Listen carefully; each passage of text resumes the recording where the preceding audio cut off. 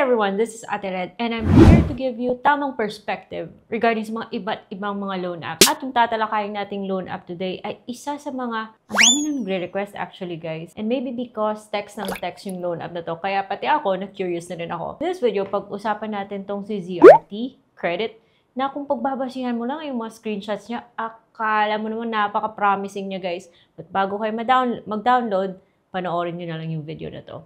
So, keep watching.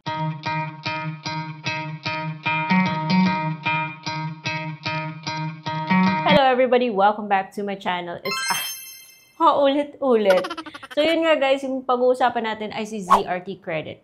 Take note na itong si ZRT Credit ay sa Google Play Store lang po na da-download. Naka-iPhone ka, makakatanggap ka pa rin ng marketing text from ZRT Credit. Hindi na natin malaman kung saan nanggagaling yung mga text na to, saan nila nakukuha yung number. Ang kulit ng marketing niya.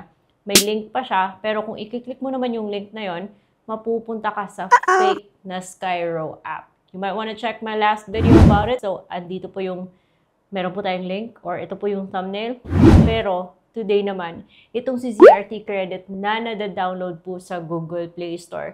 Now, meron siyang mataas na rating, but, well, huwag kayo kaagad maniwala dyan. And also, when you click to display all those ratings, ang dami po hindi satisfied sa loan app na to. Because for one, ang laki daw ng fee niya for term na 7 days lang. How true is that? And that is why meron tayong video. Hindi ko na matandaan kung sino yung nag-request. I'm sorry. Gusto sana kitang i-shoutout. So, kain na lang sa'yo. First impression. Like, super first impression.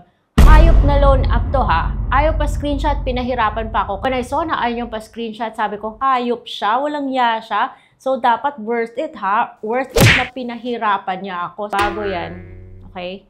You know what would make me happy? Kasi parang na-bad trip ako sa loan app na to. Pinahirapan ako. What would make me happy is that kung bago pa kayo dito sa channel, please subscribe kasi ito po yung mga topics natin, mga loan apps po. And if you're interested sa ginagamit kong lipstick, guys, I am using a lipstick from Revlon. Ito po, I have a Shopee link below. Dahil wala po tayong Ola links dito, Shopee links lang. A lipstick from Revlon. Kaya yun nga guys, si ZRT, dinownload ko po muna yung loan app na to para hindi nyo muna siya i-download because para sa akin, hindi po worth it. Nasubukan nyo yung hanep na loan app na to guys. Kaloka siya. Pinahirapan ako. Tapos hindi man lang pala maganda yung offer. Sasabihin niyang 50,000 pesos daw. Sasabihin niyang registered po siya. Pero hindi ko siya mahanap sa list of recorded online lending platforms na in-update lang nung September 2025. It's important na kapag may OLA, dapat andun po. Eh wala siya dun eh. That's red flag number 1. And yung loan app na to, meron siyang option to delete. Pero huwag niyo nang hintayin na mapunta kayo sa portion magpapadelete kayo kasi hindi natin alam kung paano nila hinahandle yung ating information. Basta masasabi ko lang yan siya guys. Pinahirapan niya ako sa pagkuha ng picture-picture kasi ayaw niyang pa-screenshot. And in the end, hindi naman kagandahan yung kanyang offer. Number 1, yung offer niya sa akin is 1,000 pesos. At ang arte niya, pa 6 terms pa siyang nalalaman. Pero 7 days lang naman yung totoong, yung ma-expect mo sa loan na to. And yung mga other terms niya, naku pa piso-piso. So it is not worth it. Pinahirapan ko lang yung sarili ko guys para sa ganitong offer. I hope hindi nyo pa siya nadadownload. And of course, para naman mabigyan kayo ng tamang expectations kaya dinownload ko siya. Dito sa 1,000 na yan ha, huwag nyo nang paniwalaan yung pa-terms niya. Sinasabi niyang ano siya, 157 days siya and 6 terms.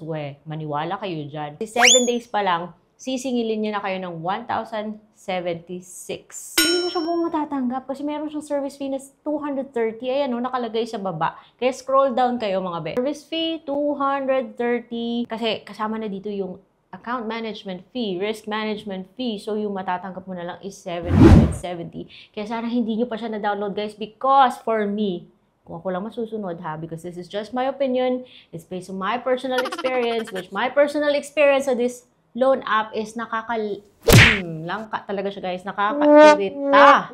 Pinahirapan niya na ako for something na hindi naman pala worth it na gamitin. It's a no-go. So, 770 lang yung matatanggap mo, babayaran mo sa loob ng 7 days at hindi naman. So, guys, just think about it. Yung kakaltas niya is nasa around 20% and that is not acceptable. Definitely, it's a no-go. So, hindi pwede yung mga ganitong klaseng mga loan apps. Kaya, I don't mind na pinahirapan niya ako sa pag-screenshot, but the fact na hindi po maganda yung ino-offer niyong terms, 7 days, may kaltas, malaking kaltas, then it's a red flag. Pati yung registration niyo nakakaloka. So guys, wag niyo po. I mean, yeah, it's just my opinion, okay? Because this video is not sponsored. It's based on my opinion. Huwag niyo nang hintayin pa na dumating kayo sa point na kung saan magpapa-delete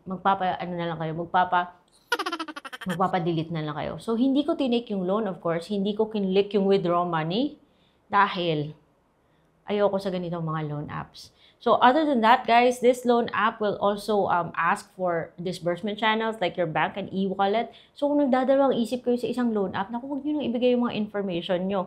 5 contact details po yung hihingin niya, ha? Kaloka siya.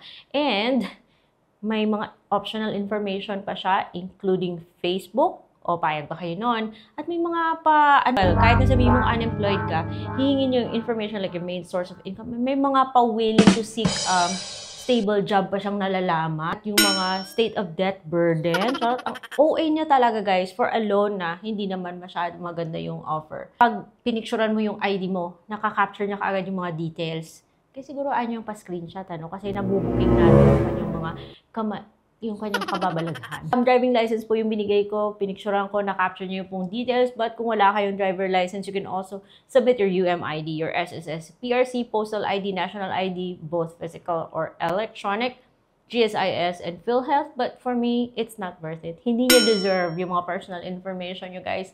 Pero nasa inyo po, decision nyo po to. After all, kayo naman yung umuutang, but pakiusap lang po, guys. Bago kayo mapadpad sa itong mga loan apps, meron po tayong mga matitinong mga loan apps na yung mga charge nila, interest man or service fee, ay pasok po sa ceiling ni BSP, which is 15% per month for loans hindi lalagpas ng 10,000 at hindi lalagpas ng 4 months. So, meron tayong mga matitinong loan apps na sana yun yung try nyo bago kayo mapadpad sa loan app like ZRT. Yung mga loan apps na yun ay nasa playlist that I have prepared for you guys.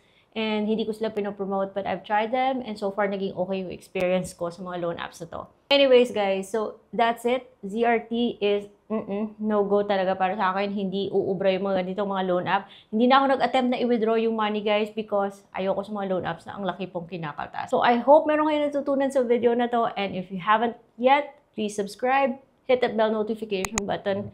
Or kung ayaw mo mapasubscribe, pero bet nyo yung lipstick ko, of course.